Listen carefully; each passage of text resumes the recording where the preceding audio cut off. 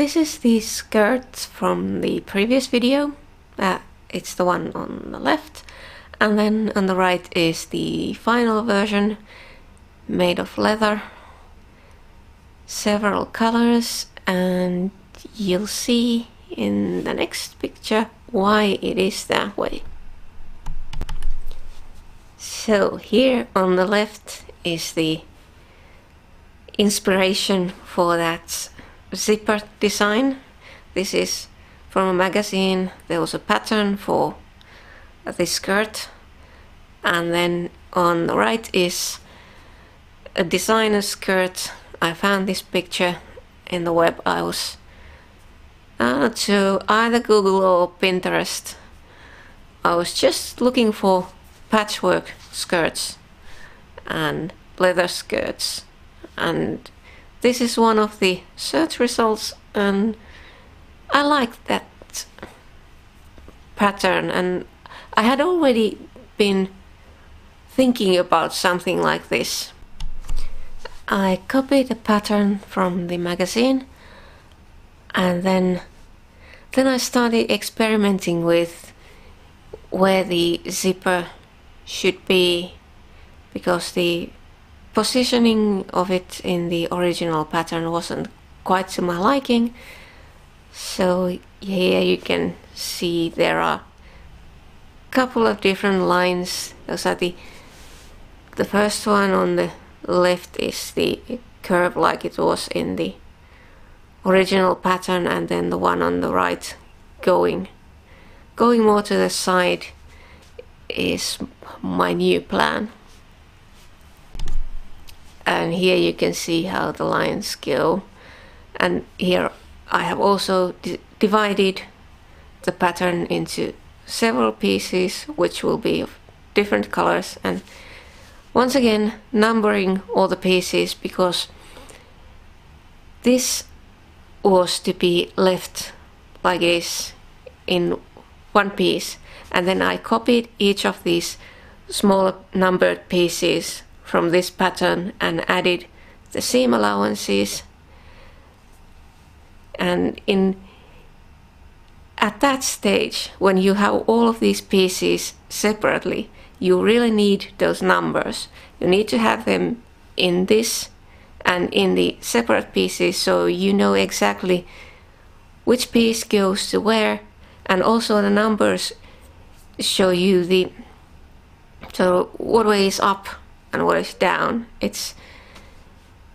You might think that it's obvious, but once the pieces are separated, it can get confusing. So it's best to always have marking, making it clear which way is up, and also just numbers to show which part goes where. Here I have the front of the test version, and as you can see, the hem on the right piece it's longer, and I really had hard time figuring out what happened. I'm assuming it's because the grey patterned fabric, which is mostly plastic, it probably stretched, so I should have been more careful in aligning the lines and making sure they stay aligned. But I had so many things to think about when I was making this that one slipped my mind. And here is the front piece from the wrong side. You can see how the pieces have been stitched together, and then you need to, in the skirt part, you need to clip the seam allowances so the fabric, it doesn't pull in any way, so it stays flat. And in this case I even clipped the outer part of the curve in the zipper. Usually you don't cut the zipper in any way, but I had to clip it in several places so it would curve nicely. and even then the result isn't quite perfect. Here is the lining with side seams sewn, and the next step is to sew it to the outer part, and that was a bit difficult because, as you can see, this zipper is the kind that opens from both ends, but it doesn't, the two parts don't separate, so it's either closed, or you can move the locks all the way up or all the way down, but it's still, the halves, they stay together at least at one point, and that makes things a bit difficult with a shape like this skirt was. This isn't part of the original design either, this hook up at the waist, because it had to be there, because the original design, the zipper in the front, it was just decorative. There was another zipper on the side, but I thought that was unnecessary. So as I made this, the kind of design where the zipper in the front opens, there had to be something up here at the waist to keep this small part closed, and also to stop the zipper from opening by itself. The hook was inserted using this, well, it's not really a machine because it's entirely manual. You just put the hook part, you can see the spikes there on the left side picture. The hook part goes to the up, and then the counterpart goes down, as you can see in the right picture, and then you just turn a handle and it presses the upper part to the lower part, and the spikes, they turn inside that lower part, so the fabric is there in the middle, of course, and then you get the hook secured in the fabric. And the loop, you could see in the previous picture, the other part in addition to the hook, that's an entirely manual process, because you just press it in place the counterpart on the other side of the fabric, and then you use a hammer to hammer it in place. So that's even more manual than inserting the hook. And here is again the pictures of the test version as it was finished, and well, it looks okay. In the picture on the right you can see, as I was inserting the hook and loop at a too late stage, the counterpart of the hook, it shows on the outside. It shouldn't, but to get it to not show on the outside, you need to put the hook in place at an earlier stage than I did with this test version. Once the test version was finished and I knew what needed to be done and in what order, I could start with the final skirt.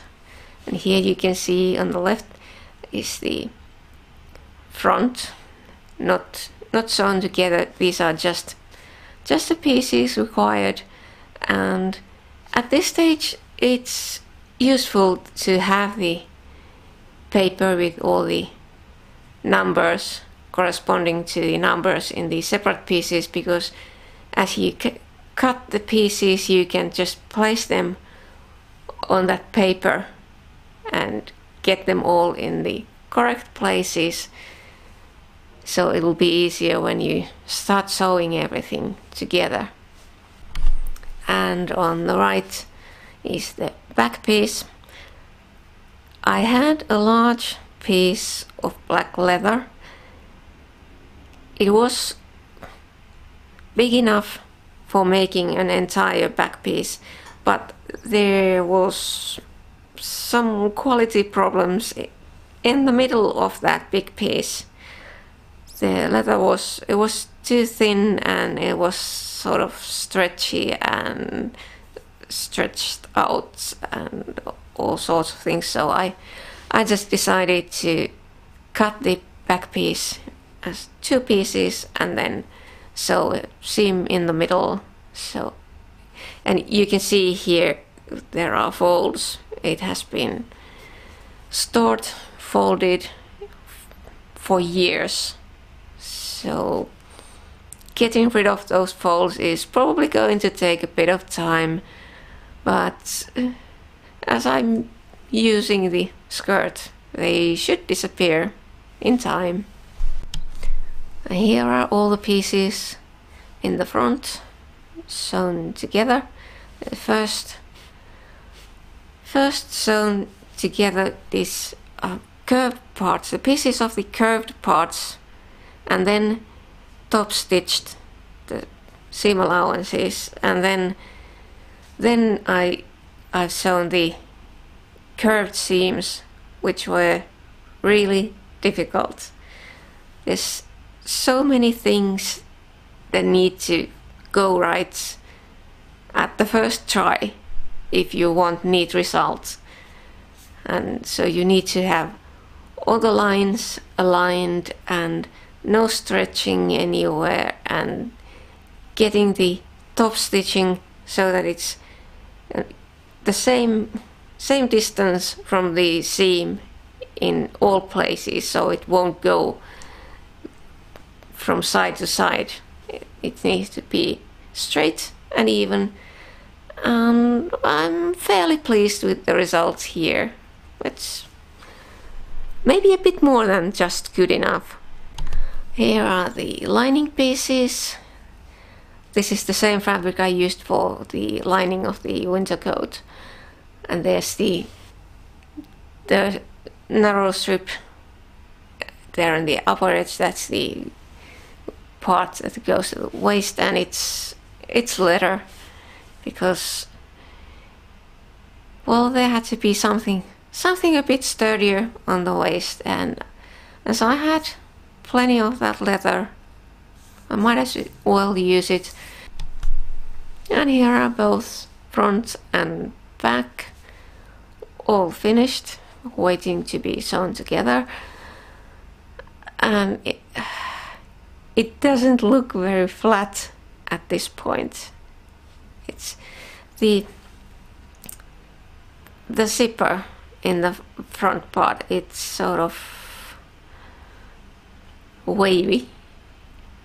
I'm not sure what would be the right word for that, but it's not flat, and when it's not flat, the leather pieces are not flat, and it looks worse here than it looks when it's sort of in 3D. When I'm wearing the skirt, it looks fine, but here in the flat form, it doesn't look that nice.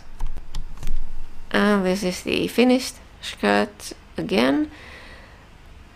It looks a bit better than in the previous picture, but it's going to take a bit of time to sort of make it form into shape.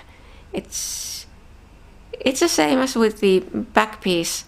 So the skirt, it needs to be worn, then it'll sort of adjust to my shape, because leather, well, it tends to do that. It sort of sets when you use the clothing for some time. It gets the proper shape. These are all new leather pieces. I'm not usually a fan of that, but these were some of these, the black and red were my own, around 20 years old pieces, and the rest of the pieces were from the school storage, so they might be quite old as well. So it's not like I went and bought new leather for this, but it's still, I prefer recycled leather, but in this case this was the only way to get all these colors.